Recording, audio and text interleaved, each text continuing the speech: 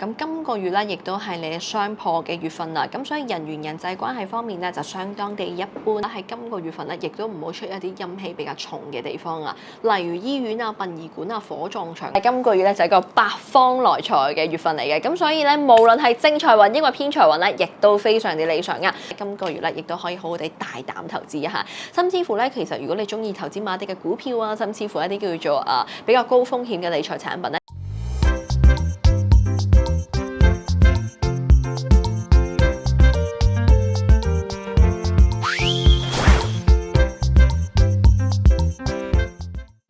Hello， 大家好，我係唐碧霞。咁今集咧就想同大家分享一下我哋12生肖去到農曆3月嘅運勢啦，亦即係我哋新曆嘅4月5號去到我哋嘅5月5號啊。咁喺度咧，首先咧就同大家講一聲唔好意思啦，因為我哋今個月嘅12生肖運程咧就上得遲咗少少啊，因為今個月嚟講咧就真係非常地繁忙啊，因為就仲有好多唔同嘅風水啦，或者客戶啦，同埋有好多嘅新嘅合作啦，就準備要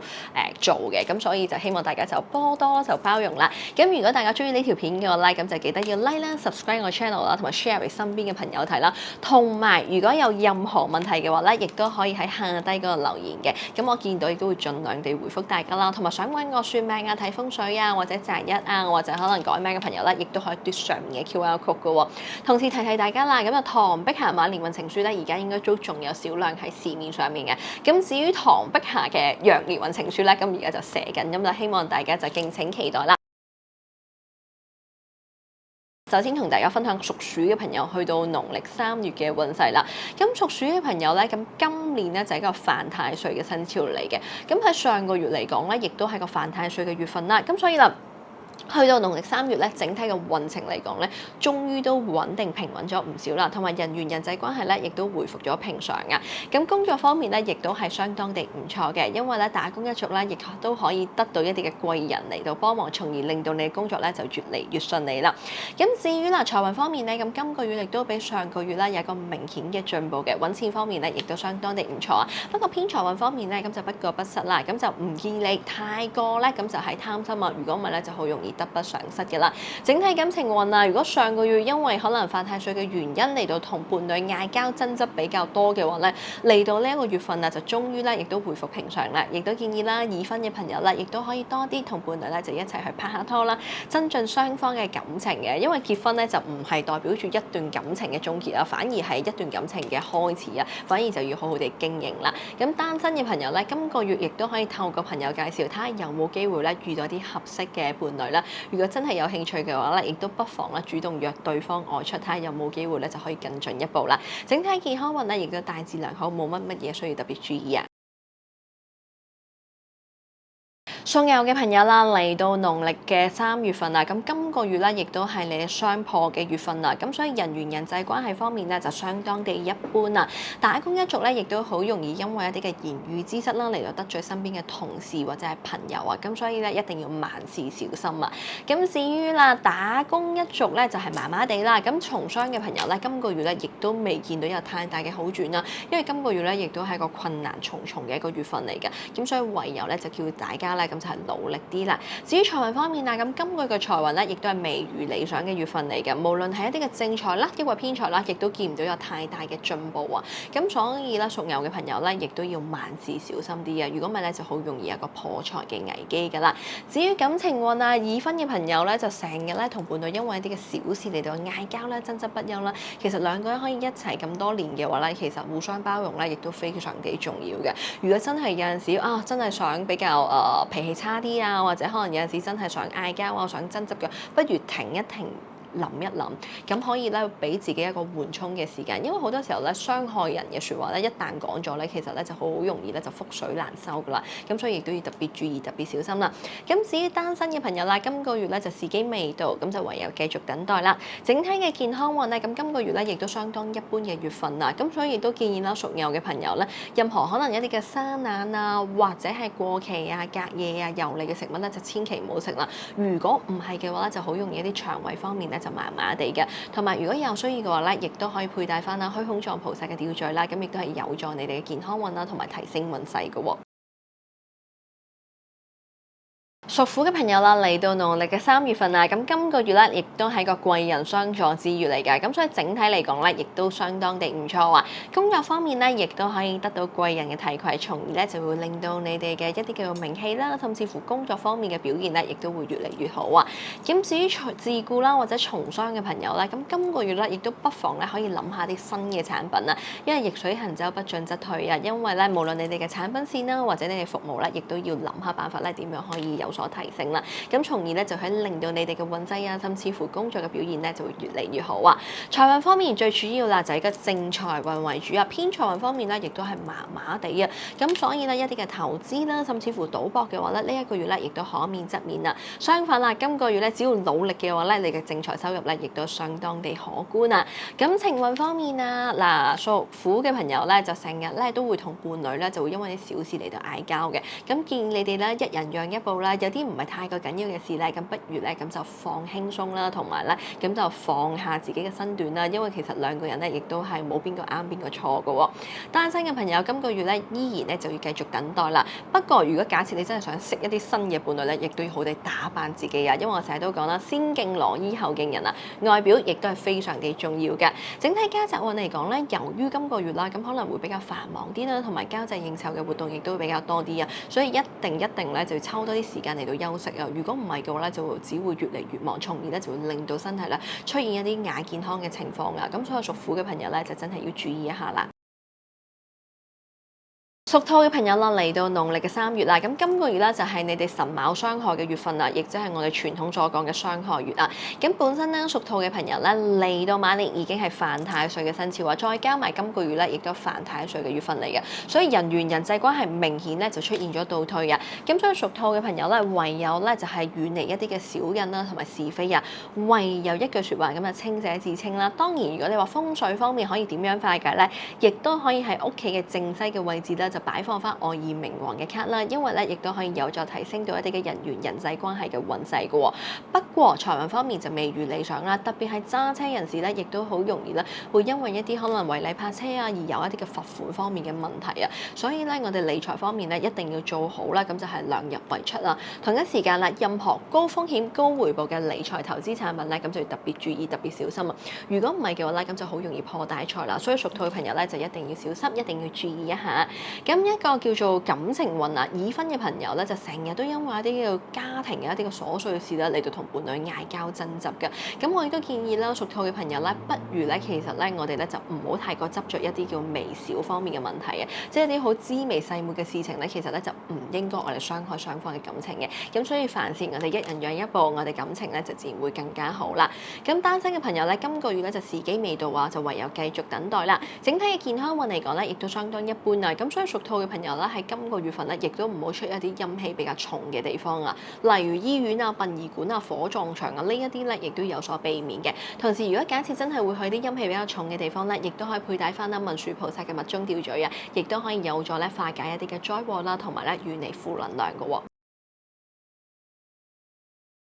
屬龍嘅朋友啦，嚟到農曆嘅3月份啦，咁今個月咧就係你哋犯太歲嘅月份嚟嘅，咁所以運勢嚟講咧，亦都好容易反覆不定咯。工作方面咧，亦都因為有小人嘅問題咧，而令到你咧就係有少少叫阻撓喎。咁所以心情各方面嚟講咧，亦都係相當地一般啊。同時啦，自僱或者從商嘅朋友咧，今個月咧亦都會遇到好多唔少工作方面嘅難題啦。咁唯有咁就係關關難過關關過啦。財運方面最主要咧就係而家正財運為主啊，正財運咧亦都尚可嘅，不過偏財運就認真一般啊。所以咧，屬龍嘅朋友咧，今個月咧喺一啲投資理財方面咧，亦都要小心一啲啊。同時屋企咧亦都會有好多莫名其妙嘅開支咧，令到你大失預算嘅喎。咁至於感情運啊，已婚嘅朋友咧，今個月咧同伴侶嘅關係咧就相當地一般啊。咁亦都感情方面咧，亦都變淡咗唔少啊。如果想可能就係令到雙方嘅感情會更加好嘅話咧，亦都不妨舊地重遊啦，或者主動同你嘅伴侶啦分享一下你內心嘅諗法啦。如果唔係嘅話咧，大家嘅感情咧就只會越嚟越差噶啦。單身嘅朋友咧就唯有繼續等待啊。如果真係想結識到一啲新嘅朋友咧，自己一定要主動出擊啊。健康運方面亦都相當地一般啊，因為今個月啦，可能工作方面就麻麻地啦，同時咧心情方面咧亦都一般啊，從而咧就會令到個人嘅壓力啦，或者咧健康方面咧就會出現一啲不利嘅情況啊。咁所以咧亦都要多啲抽時間咁就休息一下，咁啊自然咧咁就係會身體健康啦。屬蛇嘅朋友啦，嚟到農曆3月份啊，咁今個月嚟講咧，工作運咧就相當地唔錯啊，打工一族咧亦都好明顯咧，就有一個明顯嘅一個叫做進步嘅意思啊，咁所以亦都不妨咧喺開會嘅時候咧，同你嘅上司啦或者老闆咧提出你嘅諗法啊，睇下有冇機會咧可以俾他人接納，從而令到你嘅工作運啊咁就越嚟越好啊。咁至於啦自僱同埋從商嘅朋友咧，今個月咧亦都透過一啲叫做舊客戶嘅介紹底下咧，就令到你哋嘅生意咧就會越嚟越好啊，同時個名氣咧亦都會有所增加嘅喎。財運方面最主要啦，都係以個正財運為主啊，咁所以多勞就自然多得啦。只要俾心機做嘢咧，咁就自然揾得多啲嘅錢啦。咁但偏財運方面咧，亦都係麻麻地嘅意思啊。咁所以一啲嘅理財投資活動咧，亦都不宜太過進取啊。如果唔係嘅話，就好容易錄得虧損嘅啦。咁至於感情運啊，咁今個月啦，屬蛇嘅朋友同伴侶相處咧，亦都相當地融合啊。大家咧亦都可以多啲分享內心方面嘅諗法啦，睇下大家嘅感情咧會唔會咧可以建立得更加好啲啊！單身嘅朋友，咁特別係單身嘅女性咧，咁今個月咧亦都容易啦，可以透過一啲嘅女性嘅貴人介紹底下咧，從而就結識到一啲嘅新嘅朋友啊！睇下大家雙方到底夾唔夾啊？因為識一個人之前咧，就唔係睇佢嘅外觀啦，或者睇佢嘅一啲嘅社會金錢地位啊，相反咧就真係要睇下大家嘅性格啦，或者啲嘅三觀啊、價值觀啊、人生觀啊、金錢觀啊，到底大家夾唔夾得嚟啦？咁整體嚟講咧，健康運啊亦都尚算唔錯啊，不過今個月咧都有少少忙啊，咁所以亦都要多啲注重休息啊。屬馬嘅朋友啦，嚟到農曆嘅3月啦，咁今個月嚟講咧，整體運勢嚟講咧，亦都相當地唔錯啊。因為今個月咧，你工作咧，亦都係非常地順風順水啊。咁所以一定好地把握啦，因為本身你哋咧就係個犯太歲嘅生肖嚟嘅。不過今個月咧，亦都係相當唔錯啊。咁所以我哋機不可失，一定要好地把握呢個時機啦。咁至於嗱財運方面咧，亦都係唔錯嘅。無論正財運，因為偏財運咧，亦都係比上個月咧就係有所進步啊。咁所以屬馬嘅朋友咧，一定要好地把握呢一個嘅機會啦，同時啦，如果中意一啲叫做可能賽馬或者可能咧係一啲叫做足球嘅話咧，亦都不妨啦可以諗下啲2穿3啊、3穿7嘅一啲嘅投注方式啊，睇下有冇機會咧可以獲得一啲叫意外之財啦。咁至於啦，我哋嘅感情運啊，屬馬嘅朋友今個月同伴侶相處咧，亦都相當地融合啊。咁所以大家咧亦都可以啦，多啲分享大家內心嘅諗法啦，同埋咧可以去多啲一齊拍拖，睇下可唔可以咧令到雙方感情更加好啲啊。整體健康運咧亦都冇乜大礙噶啦，咁亦都係啦，多啲注重休息啊！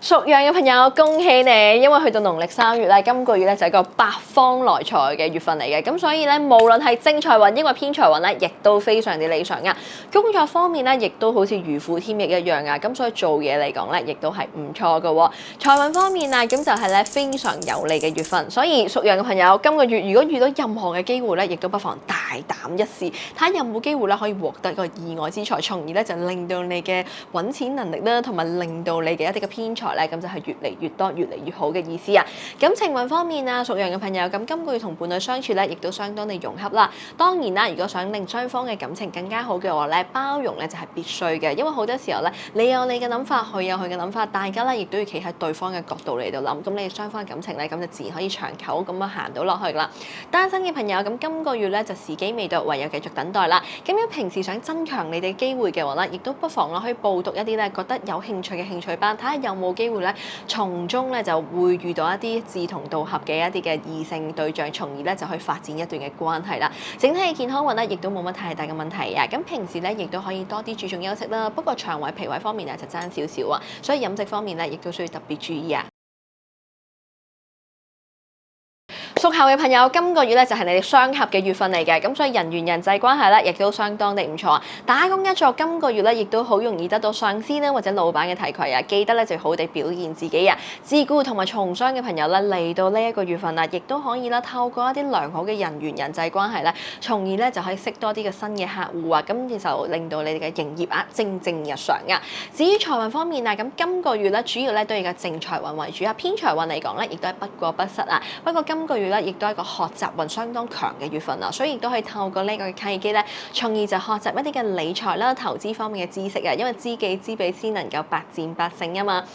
至於感情運方面啊，屬猴嘅朋友今個月同伴侶咧關係咧，亦都好似如膠似漆一樣啊，雙方嘅感情嚟講咧，亦都係非常地唔錯啊。假設你係單身嘅話咧，今個月亦都好容易遇到啲合適嘅對象嘅，不妨就主動出擊一下啦。整體嘅健康運嚟講咧，由於咧工作太過繁忙啊，咁所以飲食方面咧，咁可能咧就要特別注意，特別要小心啊。一啲太過肥膩啊、油膩嘅嘢咧，就盡量避免咧就食咁多。如果唔係嘅話咧，就好容易啲三高方面嘅問題啦。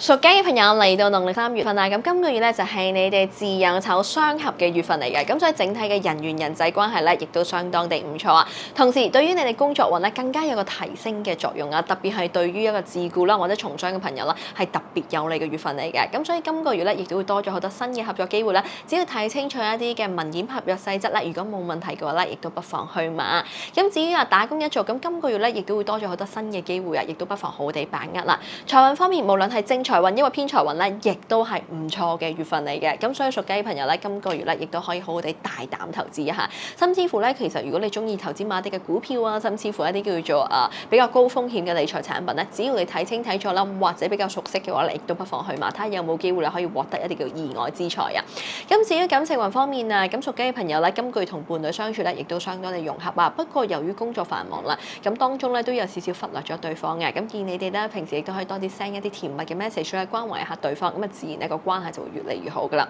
咁至於單身嘅朋友啦，咁今個月咧亦都好容易遇到啲合適嘅對象嘅。如果大家 OK 嘅話咧，亦都不妨相約可以外出，可以約會一下，睇下係咪真係適合對方，再作決定到底係咪要拍拖啦。咁至於健康運方面啊，亦都冇乜太大嘅問題啊。不過始終啦，工作真係太過繁忙啦，記得要多啲休息啊。屬狗嘅朋友啦，嚟到農曆嘅3月份啊，咁今個月咧就係辰戌相沖嘅月份嚟嘅，咁所以人緣人際關係咧，亦都麻麻地啊。工作方面咧，亦都好容易咧出現個退步嘅情況啊，特別係打工一族咧，成日都會想跳槽啊，但係咧其實運氣唔好嘅時候咧，做乜都係錯，就千祈唔好亂咁諗嘢啦。咁至於啦，自僱同埋從商嘅朋友咧，今個月咧，就算遇到機會都好啦，都係好容易咧，其實咧就係有一個叫做投資失誤嘅情況嘅，咁所以就真係要睇清睇錯啊。如果唔係嘅話咧，就好容易出問題噶啦。財運方面，無論正財運因為偏財運咧，亦都係麻麻地嘅意思啊。就算有人教你點樣投資都好啦，你亦都會因為咧今個月運氣麻麻地咧，又唔信人哋啦，從而咧就會錯失咗個機會啦。不過唔緊要嘅，我哋可以等下2個月嘅，睇下會唔會個運氣更加好少少。